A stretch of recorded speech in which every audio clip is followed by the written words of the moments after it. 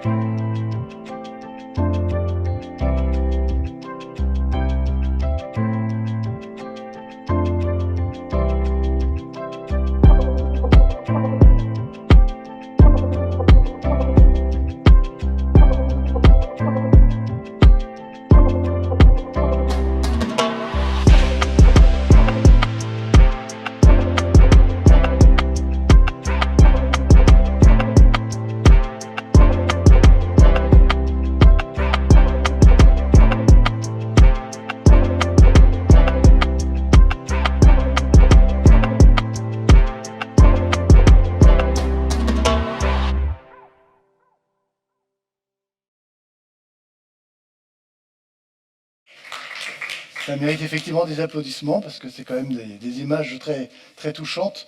Alors, professeur Lionel Badet, on savait que Lyon était quand même bien placé dans le domaine de la transplantation, mais celle-là, quand même, elle est quand même bien plus extraordinaire que les autres. Racontez-nous un petit peu comment vous en êtes arrivé là. Alors effectivement, hein, déjà la première chose, c'est que pour les non-initiés, quand vous voyez ces images, probablement que vous n'imaginez pas la différence qu'il y a entre ce qu'il a pu être il y a quelques années et ce qu'il est aujourd'hui. Les gestes peuvent vous paraître imparfaits, peuvent vous paraître perfectibles, et c'est la réalité des choses, mais ils lui ont redonné une autonomie qu'il n'avait absolument plus, et il était totalement dépendant jusqu'à aujourd'hui de la présence d'une personne, d'une tierce personne, pour pouvoir réaliser ces gestes de la vie courante. Alors je voudrais en quelques mots rebalayer le périmètre de ces activités en vous rappelant deux choses ou trois qui sont absolument importantes.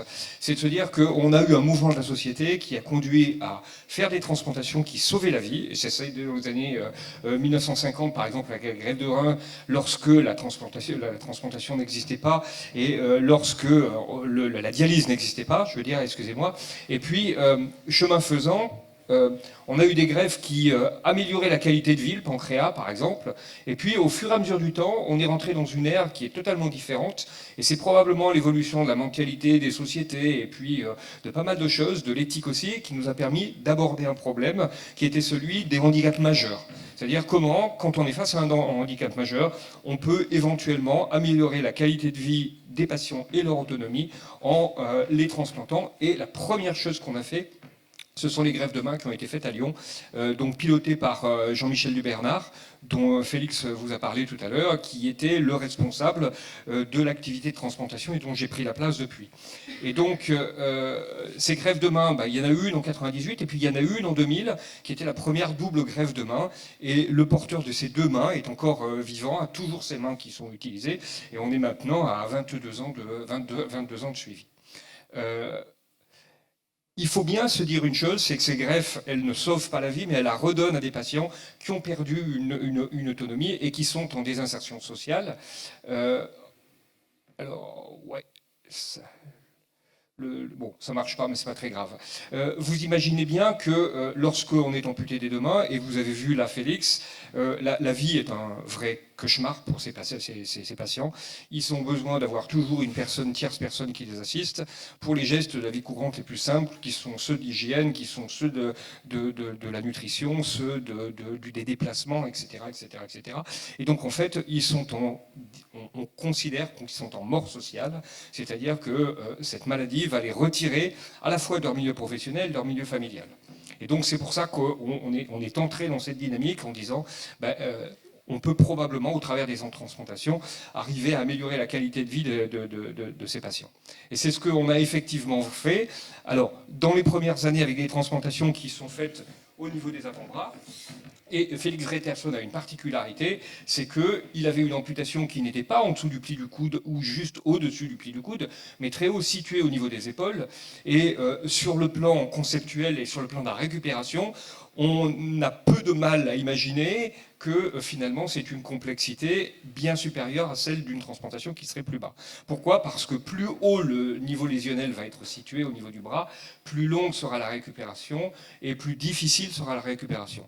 Et chez Félix, en fait, quand on a réfléchi un petit peu à ce que nous, on était capable de lui donner en termes de récupération fonctionnelle, on lui a dit, écoutez, finalement, on peut s'engager que sur une chose, c'est qu'on vous donne la capacité de lever le bras d'un côté et de l'autre, et de plier l'avant-bras sur le bras. C'est tout ce qu'on lui a promis. Et lui nous avait dit, c'est peut-être insuffisant, ça vous paraît insuffisant, mais pour moi, j'en ferai quelque chose, et ce qui est plus important que tout, pour moi, c'est la restitution d'image corporelle. Parce que là, comme ça, j'ai la moitié de moi-même, je ressemble à une otarie, il a vraiment dit les choses comme ça, et il dit rester comme ça, pour moi, c'est pas possible. Donc même si vous me mettez les bras, qui marchent pas si bien que ça, globalement, je pense que je serai satisfait. Donc l'histoire, il vous l'a raconté, en 98, il est électrocuté avec une ligne de tension à 11 000 volts, il fait des mois et des mois de rééducation, pour diverses raisons, il est obligé d'être greffé du foie, il est regreffé du foie parce qu'il y a un échec de transplantation hépatique, et en 2007, quelques années plus tard, il cherche résolument à essayer de sortir de son affaire, il écrit aux États-Unis à droite, à gauche, il reçoit des lettres de refus, etc. Et bon, c'est vrai que c'est un viking, hein, donc il habite l'Islande, il est habitué au climat rude, difficile, etc. Dès l'enfance, il se battait contre les éléments, et il décide un beau matin d'aller à l'hôpital, d'aller dans l'hôtel où était Jean-Michel Dubernard pour une conférence. Il tape à sa porte 6 h du matin, et Dubernard le prend avec lui 5 minutes, lui note 3 ou 4 trucs à envoyer, et l'histoire commence là. C'est qu'il a le premier contact avec Lyon, on va, nous, à Lyon, essayer de développer une stratégie pour lui proposer quelque chose, et on le voit pour la première fois en 2011. Entre 2011 et 2021, vous voyez qu'il se passe quand même un laps de temps relativement important. On a dû passer toutes les fourches codines de projets de recherche, financement, parce que c'est hors communauté européenne, problèmes juridiques, etc., etc., etc.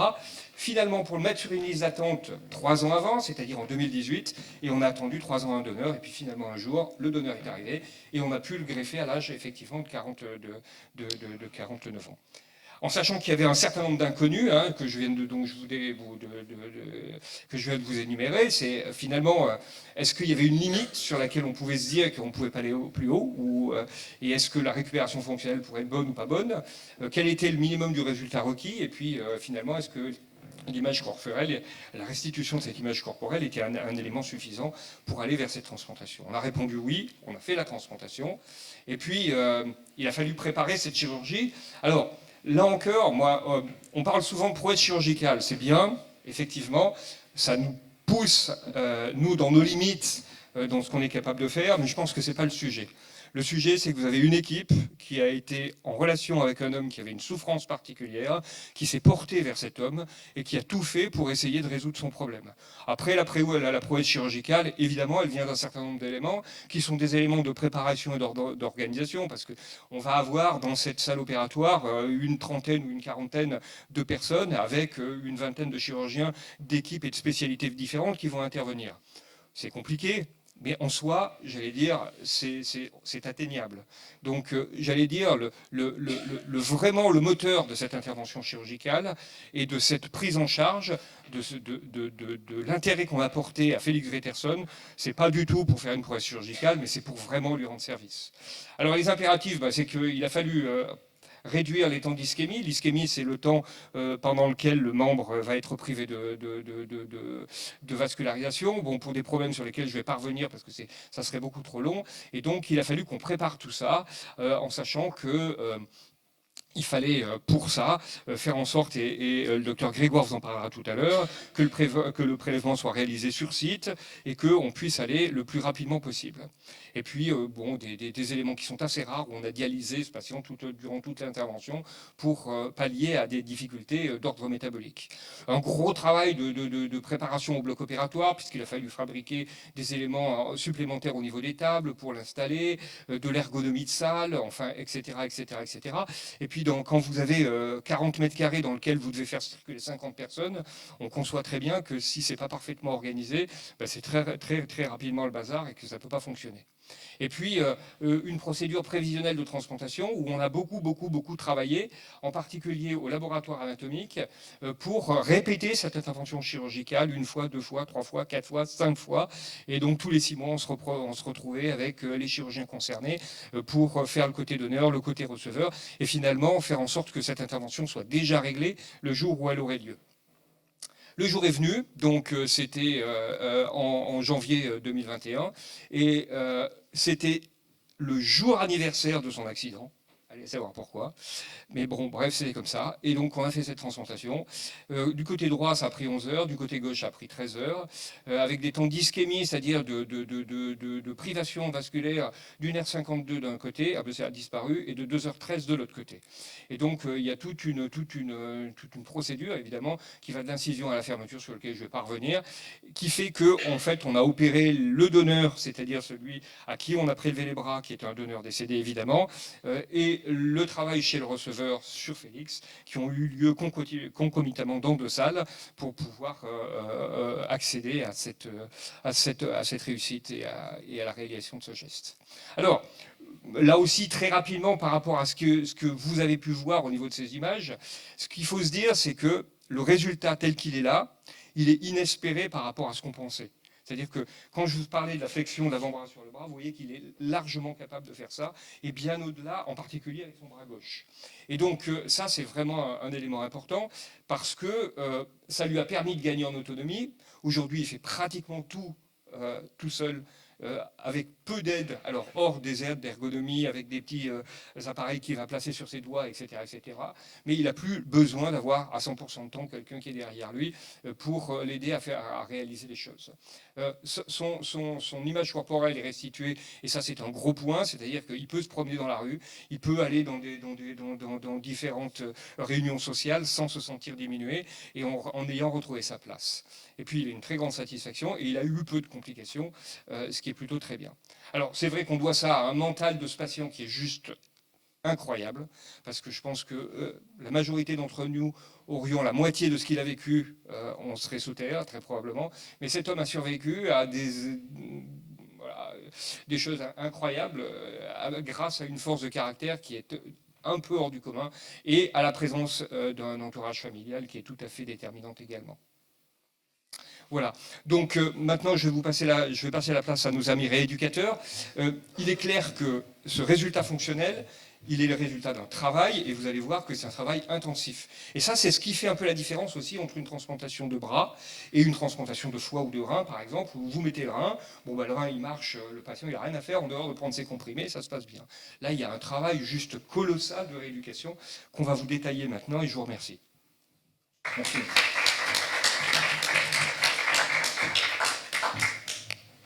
Bonjour, je ne suis qu'un petit représentant d'un nombre conséquent de rééducateurs qui ont accompagné Félix et qui l'accompagnent toujours aujourd'hui.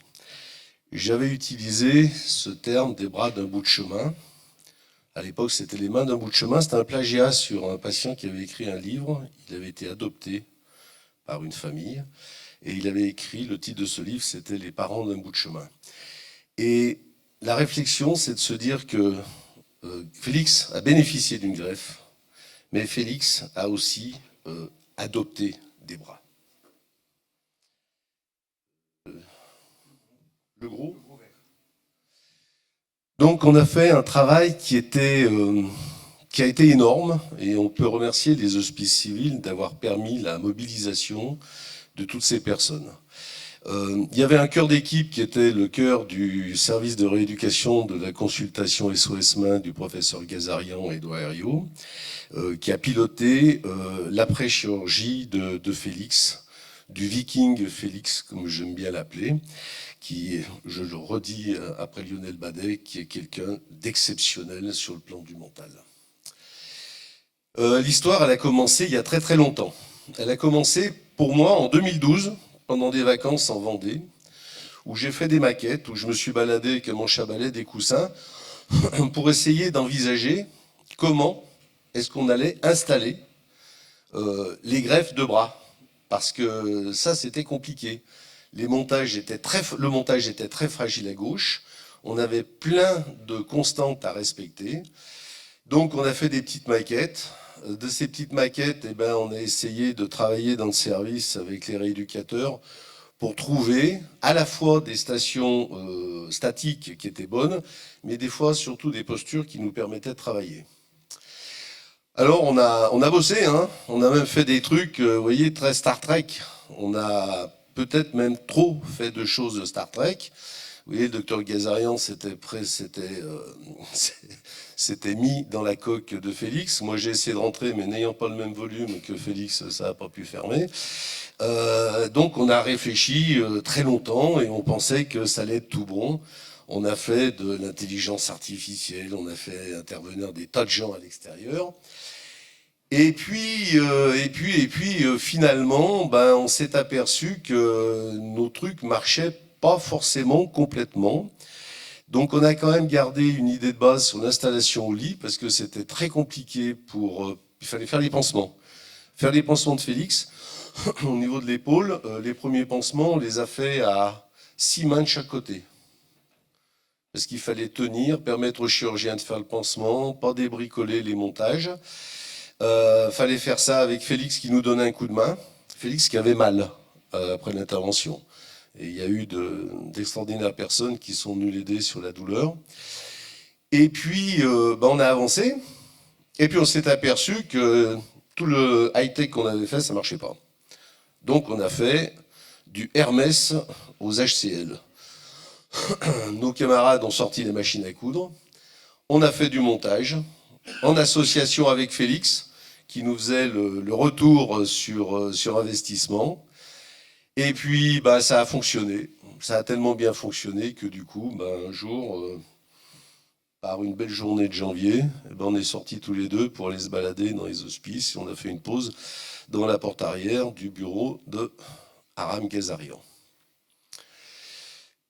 Le travail a été énorme. On a mobilisé tous les volontaires d'Édouard Herriot pour assurer 2 séances de mobilisation tous les jours. Séance de mobilisation du greffon, des entretiens articulaires, tissulaires, de la protection, de la surveillance, de l'entretien de la peau, la gestion des œdèmes. Vous imaginez, pour ceux qui ont connu des personnes qui ont eu des mammectomies, la problématique d'un œdème. On avait cette problématique à gérer, il ne fallait pas que ça gonfle, il fallait qu'on fasse le maximum. On a fait des électrostimulations très particulières des muscles du greffon, qui étaient des muscles qui étaient paralysés, c'est-à-dire qui ne recevaient aucune information électrique. On a participé à la gestion de la douleur, on a fait tout ce qu'on a pu, on a fait des mobilisations globales, et le plus important, ça a été le travail de la sensibilité. Parce que greffer, réimplanter, réparer, c'est une chose. Seulement, si on écoute Kant, qui disait que la main, c'est la partie visible du cerveau, la problématique, au-delà de tout le spectaculaire de la greffe, c'est la reconnexion au cerveau.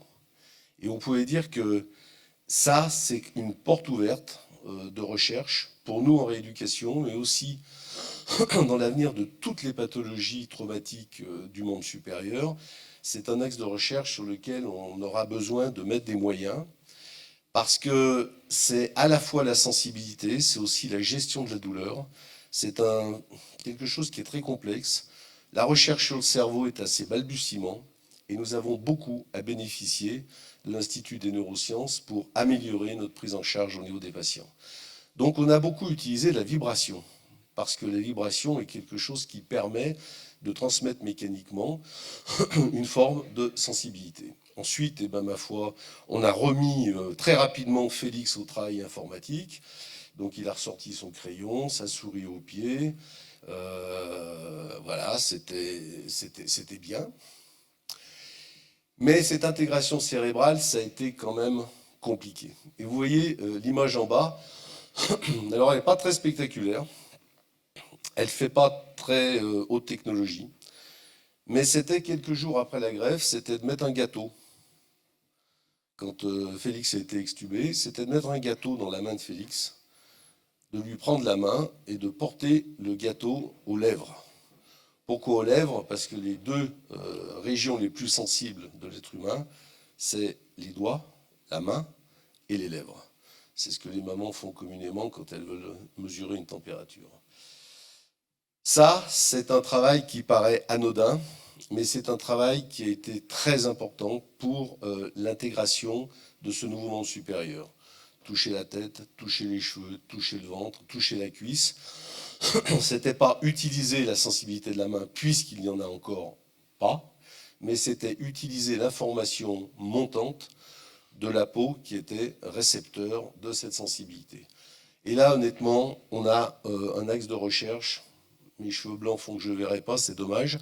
Mais on a un axe de recherche dans toutes nos pathologies qui va être particulièrement important. Donc il faut, moi je veux en tant que vieux rééducateur, remercier Félix, parce qu'il a été la pierre angulaire de cette affaire. Remercier tous les gens qui se sont levés pour donner un coup de main, parce qu'on y était le samedi et le dimanche aussi. Fallait mobiliser 2 personnes en permanence, quand c'était pas 3, quand c'était pas 4. Remercier l'équipe de l'hôpital Henri Gabriel qui a récupéré Félix ensuite à la sortie d'Edo Herriot pour l'accompagner jusqu'au jour d'aujourd'hui. Et je crois qu'encore aujourd'hui, il est en accompagnement Henri Gabriel. Voilà ce travail qui a été fait. Donc si vous avez des questions tout à l'heure, n'hésitez pas à les poser. Il y en aura.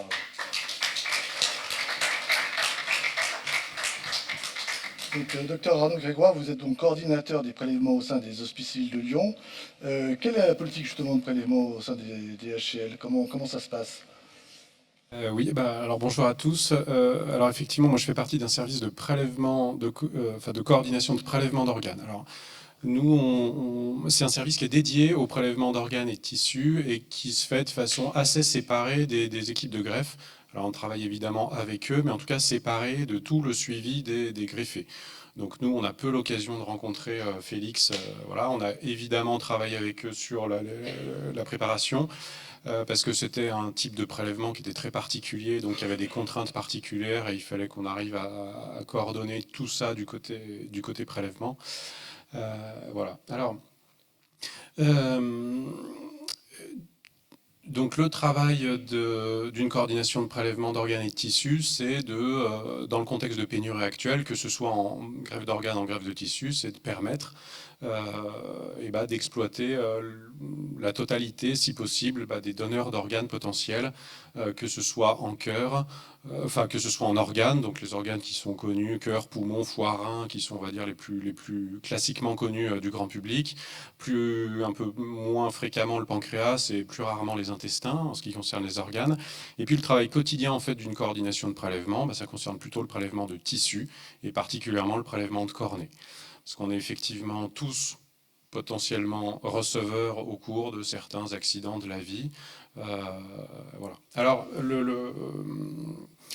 la pénurie persiste également, et en grande partie à cause d'une question d'opposition au prélèvement d'organes. Et donc c'est tout l'intérêt de ces rencontres avec le grand public et puis de pouvoir communiquer de ce type d'activité, de greffe et de prélèvement, pour reparler de ça.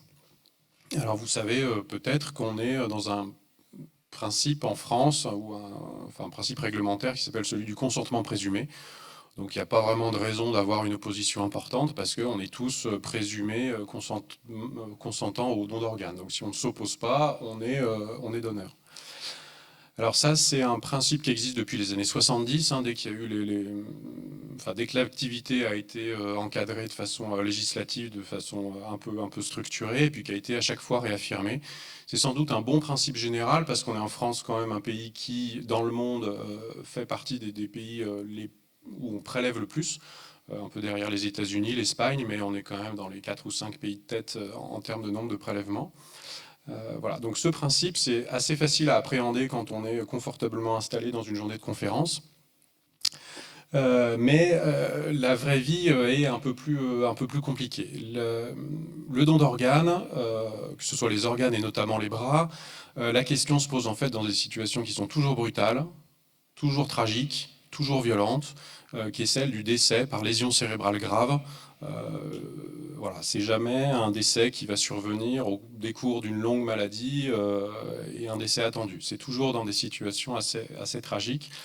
Et là, la question qu'on va poser aux proches de ce patient décédé, c'est, on pose la question, est-ce que votre proche était opposé au don d'organes? Mais finalement, la question qui est ressentie par la famille, c'est, en gros, est-ce que vous êtes d'accord? Même si on ne la pose pas en ces termes, c'est un peu comme ça qu'ils se sentent obligés de répondre.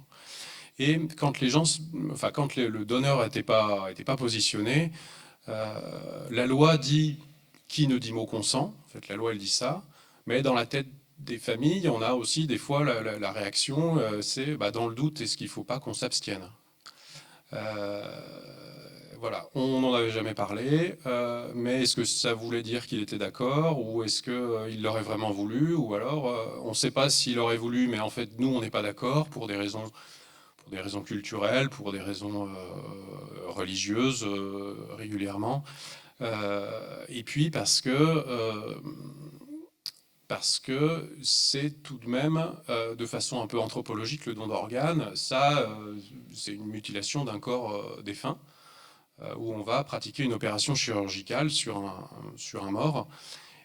Voilà. Alors c'est pour la bonne cause, c'est pour de la greffe, c'est pour sauver la vie, mais de façon anthropologique, depuis des millénaires, on protège les corps des défunts, on leur organise des funérailles, et c'est quand même ancré anthropologiquement, on va dire, dans les sociétés humaines, de protéger le corps de ses proches décédés. Et donc on est un peu dans ce contexte-là. Et donc cette loi qui dit, qui énonce le consentement présumé, elle existe. En pratique, nous, notre message au grand public, c'est surtout positionnez-vous pour pas laisser à vos proches en fait cette responsabilité, ce choix-là qui est toujours difficile. Et finalement, les seules fois où le choix est facile, que ce soit l'accord pour le don d'organes ou le refus pour le don d'organes, c'est en fait quand le patient décédé s'était positionné de son vivant, parce qu'au moins on sait qu'on va choisir dans le bon sens. Voilà. Alors ça, c'est vrai pour les organes, les tissus classiques. C'est évidemment encore plus vrai quand c'est ce qu'on appelle les tissus composites, c'est-à-dire les membres, la face, parce qu'en plus de toutes ces interrogations-là, s'ajoute l'atteinte à l'intégrité corporelle. Quand ce sont des organes vitaux pour le foie et le rein, on va dire, c'est une intervention abdominale chirurgicale, on n'en voit pas l'aspect, et en plus c'est vital. Et là, on a des greffes, comme l'a dit le Lionel Badet, c'est non seulement, alors c'est pas des organes vitaux, et ça compte quand même pour les proches, c'est pas pour sauver la vie de quelqu'un, donc peut-être, c'est perçu comme moins important. Et puis en plus ça touche à l'intégrité corporelle et qui a un intérêt. Alors pour ça, il y a quand même des efforts qui sont faits, le maximum qui est possible, c'est-à-dire qu'on met en place des prothèses esthétiques à la fin du prélèvement. Parce qu'on a un impératif éthique de restituer un corps qui est intègre, et en plus un impératif réglementaire, c'est inscrit dans la loi sous le terme de restauration tégumentaire, où on doit restituer une intégrité corporelle après un prélèvement d'organes et de tissus, quel qu'il soit, le plus fidèlement possible. Voilà. Et donc ça a été possible par des prothèses, type prothèses esthétiques chez les amputés, qui ont été mises en place à l'issue de ce prélèvement d'organes. Voilà. En tout cas, pour terminer ces quelques mots là sur les donneurs, le message, nous, qu'on essaye de faire passer, c'est pas vraiment le qui ne dit mot consent, mais c'est surtout exprimez-vous auprès de vos proches pour qu'ils sachent pour vous, et puis demandez-leur leur positionnement pour en savoir pour eux, au cas où vous seriez confronté à ces situations tragiques où on vous pose la question pour le don d'organes, que ce soit vous ou vos proches, dans ces situations qui sont toujours difficiles. Voilà, je vous remercie. Merci à vous. Donc maintenant, nous avons le temps des questions. Donc j'imagine qu'elles vont être nombreuses, mais 15 minutes.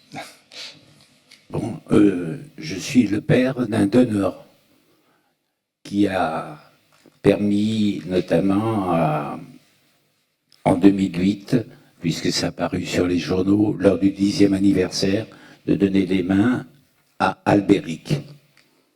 Donc pendant longtemps, j'ai interrogé. Alors, déjà, un grand merci à la coordination, parce que vous avez été formidable au moment de prendre la décision.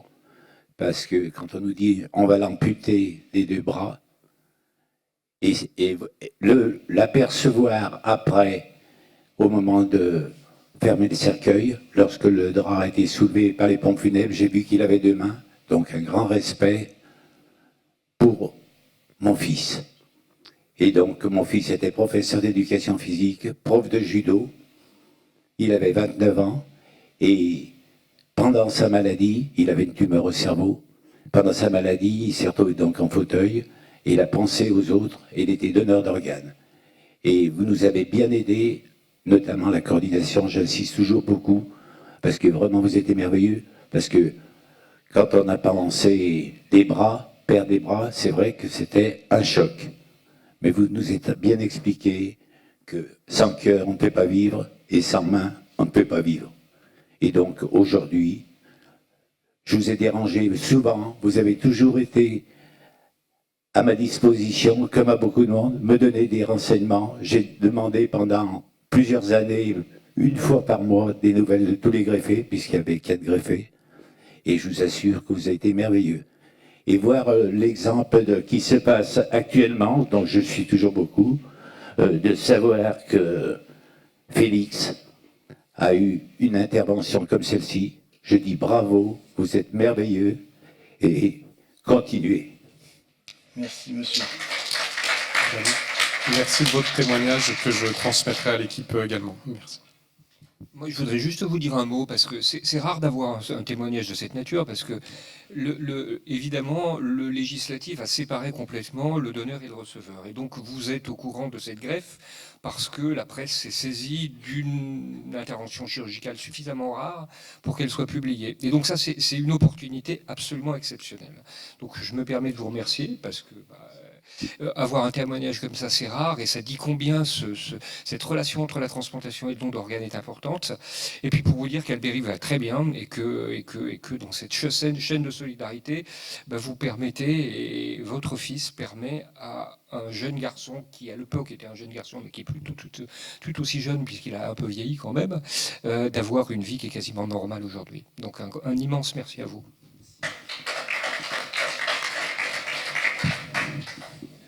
Bonjour, merci pour cette intervention. Je me permets de rappeler la mémoire du professeur Dubernard que j'ai connu personnellement. Je suis très émue.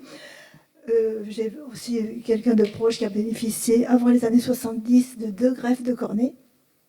La première, c'était en nécrosé, donc je remercie le service. J'étais moi-même dans le milieu médical, dont le professeur Dubernard avait déjà effectué une greffe d'une main sur un Sud-Africain, je crois, un Néo-Zélandais, je ne sais plus. Et cette personne avait refusé, au bout d'un temps, cette greffe, et s'était fait à nouveau réopérer pour la supprimer. Bon, psychologiquement, je pense que ce monsieur a l'air très très fort, parce que déjà, il a eu 2 greffes de foie. Donc, comment arrive-t-il à insérer la méthode des médicaments immunodépresseurs, déjà? Comment le traitez-vous? Et psychologiquement, comment peut-il assumer ces 2 mains, ces 2 bras, qui sont pour lui, j'avoue, une renaissance, mais enfin de voir tous les jours des parties de son anatomie qui sont étrangères doit être un choc quand même constant. Alors, il y a plusieurs réponses à cette question. La première, c'est le traitement immunosuppresseur, pour rappeler que ce traitement, il est fondamentalement nécessaire, et que lorsque vous êtes greffé, si vous arrêtez le traitement immunosuppresseur, vous rejetez vos greffons, et vous avez une forte probabilité de les perdre très rapidement. Ce qui s'est passé avec notre premier patient, qui est effectivement d'origine sud-africaine, c'est qu'il a décidé à un moment d'arrêter son traitement immunosuppresseur sans en parler à l'équipe médicale. Il a souhaité le faire, et manifestement, les choses n'ont pas évolué favorablement. D'autant moins favorablement qu'il a voulu rattraper les choses et se remettre sous traitement, mais que c'était trop tard, puisque le rejet avait déjà beaucoup gagné son membre supérieur, et qu'on a effectivement été obligé de l'amputer secondairement. Donc ça, c'est la première réponse. C'est que, en fait, et en plus, ce qui est très dommage, c'est qu'il n'avait pas une intolérance particulière de ce traitement, et qu'il n'avait pas d'effet indésirable au point de dire « je vais arrêter le traitement ».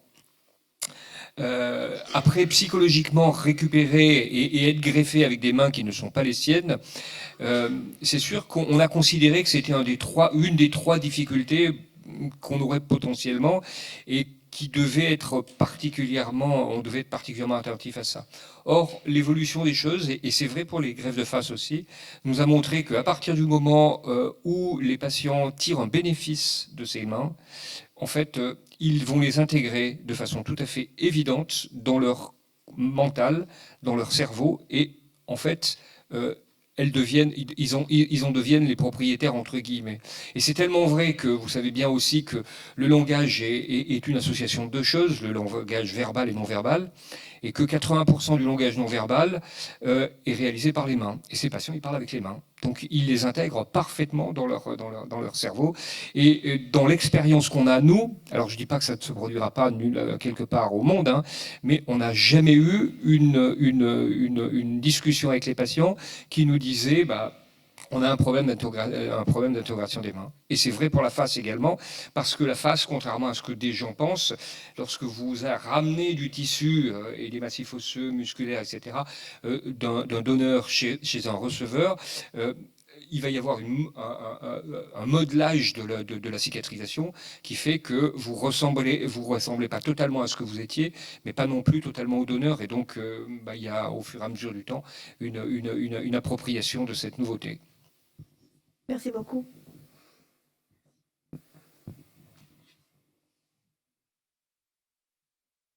Bonjour, j'avais une question sur ce type de transplantation de membres. Est-ce que c'est possible aussi sur des personnes qui ont eu des malformations congénitales et qui donc sont nées sans membres? Est-ce que c'est quelque chose qui est aussi possible ou c'est plus suite à une perte, à un accident ou une amputation? Merci.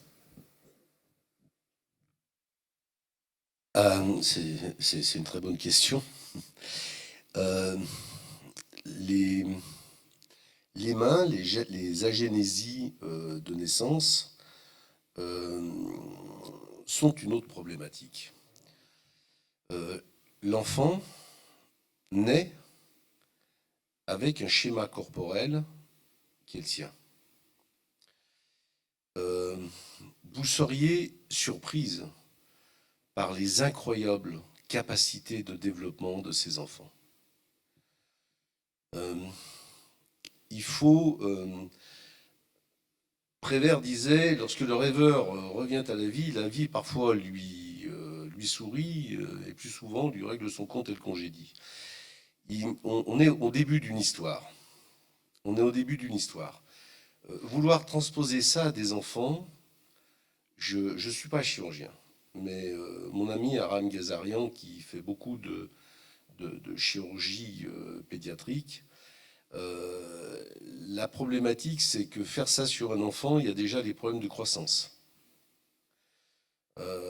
Donc déjà, l'espace-temps où la greffe pourrait être faite ne peut pas se faire sur un temps où l'enfant est en croissance. Ça veut dire qu'il serait fait plus tard, quand l'enfant est mature sur tous les plans tissulaires. Donc ça serait peut-être quelque chose. Mais l'idée de dire... un couple vient d'accueillir un bébé qui naît avec une agénésie, une main difforme. Il y a tellement de choses en chirurgie fonctionnelle et plastique à faire que je ne pense pas que ce soit le sujet. Je reviens, madame, tout à l'heure, au tout début de ce que j'ai dit, j'ai parlé d'adoption. Félix a adopté des bras. La question que vous posez, c'est qu'effectivement, il y a des couples qui adoptent des enfants, et des fois, il y a des regrets sur les enfants qu'on a adoptés. D'accord? Mais dans la majorité des cas, les enfants qui ne sont pas des enfants biologiques deviennent des enfants de cœur. Et l'acceptation de ces greffons, je vous assure, ce n'est pas un problème. C'est quand on a ces deux bras qu'on se pose la question de savoir si on va tolérer d'avoir les bras d'un autre. Et puis, vous pouvez demander au docteur Badet, il y a un circuit, il y a une liste d'attente, trop longue, certainement, pour les organes vitaux. Mais en ce qui concerne les membres, il y a une équipe qui est présente. Et cette équipe, il y a des cheveux blonds, il y a des cheveux noirs, mais il y a beaucoup de cheveux gris. Donc il y a un accompagnement. Soyez pas soucieuse, on y pense. Je vais peut-être juste rajouter un mot sur les enfants. En fait, il y a une difficulté particulière chez l'enfant, c'est le traitement immunosuppresseur au long cours. Et donc, il y a une vraie balance bénéfice-risque entre un enfant qui est agénésique, qui va avoir dès l'enfance une capacité et une plasticité à s'organiser, à réaliser les gestes de la vie courante, et donc on se le dit de temps en temps avec Aram Gazarian quand on en discute, mais en fait, est-ce que ça vaut vraiment le coup tant ils sont autonomes, quoi? Et donc aller leur coller un traitement immunosuppresseur juste pour leur donner une deuxième main, c'est un peu compliqué. Alors ça s'est fait une fois dans la littérature, à Kuala Lumpur, et la situation était tout à fait improbable. C'est qu'il y a deux jumeaux qui sont nés, dont un à qui manquait un bras et l'autre qui était anencéphale. Et donc le chirurgien a eu l'idée de, chez l'anencéphale qui de toute manière ne pouvait pas vivre, récupérer récupérer ce membre et le transférer à son frère jumeau, en l'occurrence sa sœur jumelle. Et donc il y a eu une expérience de cette... Mais alors du coup, comme on est entre jumeaux, il n'y a pas de traitement immunosuppresseur. Et ça fait l'immense différence avec ce dont on est en train de discuter.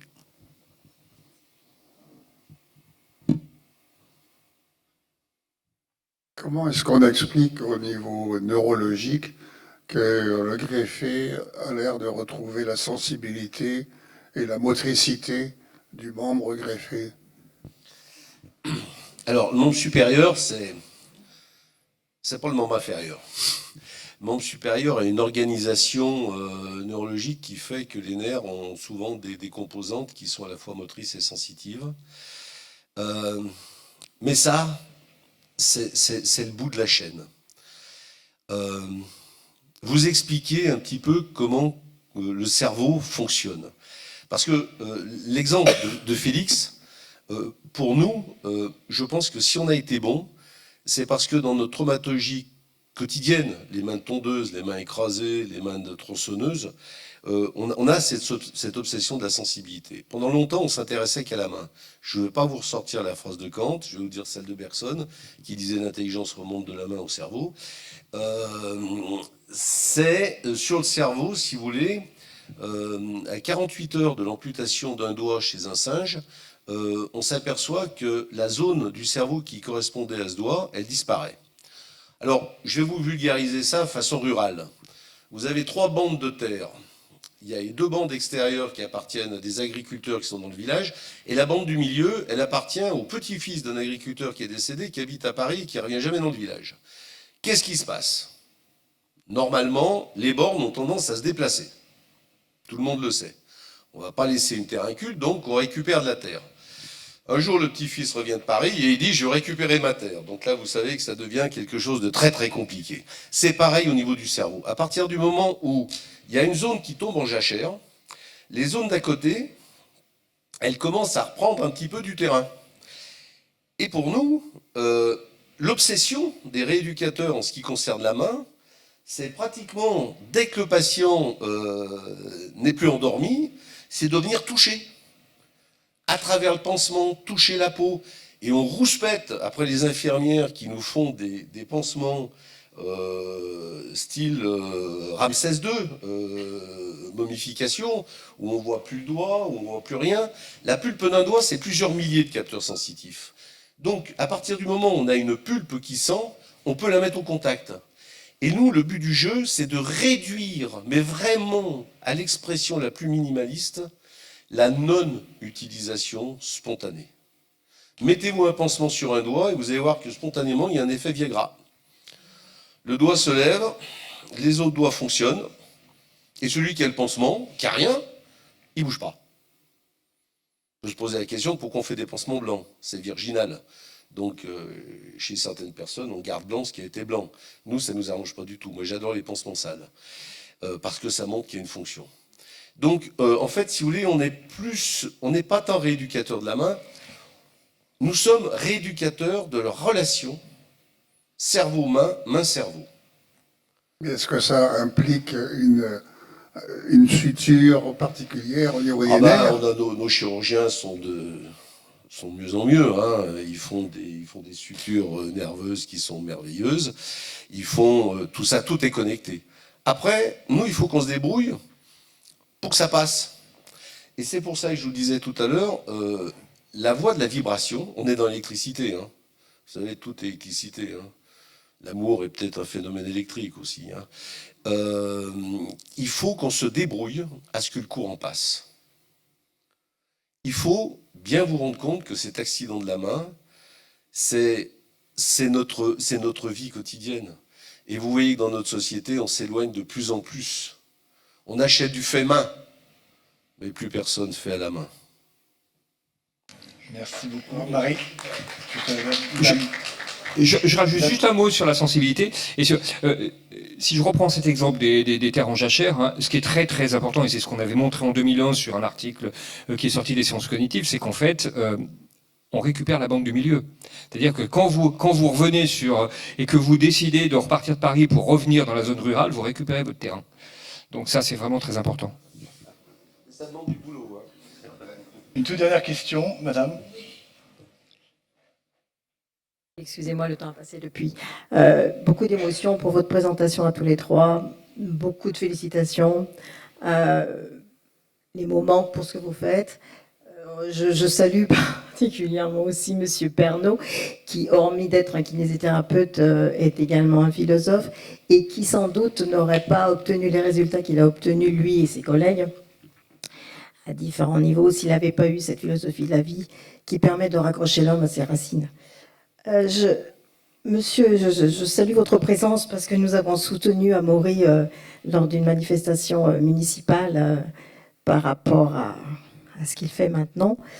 Et donc, je trouve ça très important que vous soyez présent. Excusez-moi, ma voix cherote un peu d'émotion. Et j'aurais aimé savoir par rapport à Félix, est-ce qu'il connaît ou alors la famille du donneur, c'est elle qui a donné, à qui elle a donné les bras de son... Merci encore en tout cas. Alors, nous, dans notre façon de voir les choses, alors il y a peut-être des situations où ça se passe bien, mais dans l'ensemble, on a tendance à penser que surtout pas. Voilà, il faut... alors, si on cherche, hein, faites un Google greffe de bras, vous trouvez sur tous les premiers articles, on parle de Felix Grétarsson qui a été greffé le début janvier 2021. Et donc, l'anonymat, dans ces situations-là, effectivement, est rompu, comme l'a dit Lionel Badet. Alors, on considère qu'il faut essayer de maintenir cet anonymat au maximum. Alors, d'abord, il est réglementaire, hein, mais il est sur des bases également d'éthique et puis un peu de psychologie également. C'est-à-dire, quel est le côté de culpabilité que le receveur peut avoir dans ces types de situations. Et ça, on le voit d'ailleurs pas forcément en greffe de membres ou de greffe de choses visibles. Il y a des greffes d'organes ou alors même des gens sur attente de liste qui se rendent compte qu'en fait, ce qu'ils attendent finalement, c'est le décès de quelqu'un d'autre. Et c'est pas forcément facile à vivre. Et il y a notamment des fois des vraies difficultés psychologiques chez le receveur. Voilà. Le fait de ne pas connaître son donneur et de ne pas du tout savoir ce qui s'est passé, on est redevable en fait à la société qui a organisé ça et pas vraiment à des individus ou une famille en particulier qui a décidé ça. Et on pense que ça préserve un peu, enfin que ce mécanisme-là tente de préserver, on va dire, cette culpabilité potentielle du donneur ou ce vécu. Voilà. Et puis, les familles des donneurs qui recherchent éperdument les receveurs, on a peur aussi de potentielles réactions plus ou moins malsaines qui peuvent exister. Et donc, on essaye au maximum de préserver l'anonymat. Ce qui existe facilement en greffe d'organes ou de tissus, et ce qui effectivement est bien plus compliqué dans ces greffes exceptionnelles, membres, face ou autres. Terminer sur cette question en racontant une toute petite histoire qui est différente de celle de monsieur, parce que vous avez une bienveillance évidente vis-à-vis de ça, et en tout cas une acceptation. Denis Châtelier, qui est le premier greffé des deux mains, les parents ont su, évidemment, puisque les médias s'étaient emparés de cette première internationale. Et je me souviens très bien de Jean-Michel Dubernard qui me montrait les courriers des parents qui suppliaient M. Dubernard de faire en sorte que Denis Châtelier ne passe plus sur les plateaux de télévision pour ne pas voir les mains de son fils. Donc du coup, je pense que je rejoins assez volontiers la posture d'Arnaud Grégoire, c'est que, quoi qu'on en dise, l'anonymat et les questions étanches entre le donneur et le receveur rendent probablement plus service que ce qu'ils ne desservent, et que le maintien de cet anonymat me paraît, sauf exception, un des éléments tangibles qu'il faut continuer à maintenir. Puisque j'ai gardé le micro, je sais bien la perception que j'avais, mais la précision. Je fais vite et puis je terminerai avec cette petite remarque que vous faisiez d'ailleurs, et je ferai le rapprochement avec le viager. Un papy dans un immeuble qui voulait vendre son appartement en viager, et un de ses voisins était intéressé et après a dit non, je ne vais pas l'acheter parce que de le voir toujours vivant, ça va me perturber. Voilà, je vous remercie. Merci beaucoup à tous les trois. Je vous demande de remercier Félix également de notre part, parce que voilà, il était là avec nous aussi. Et puis, bonne chance pour la suite. Merci beaucoup à vous.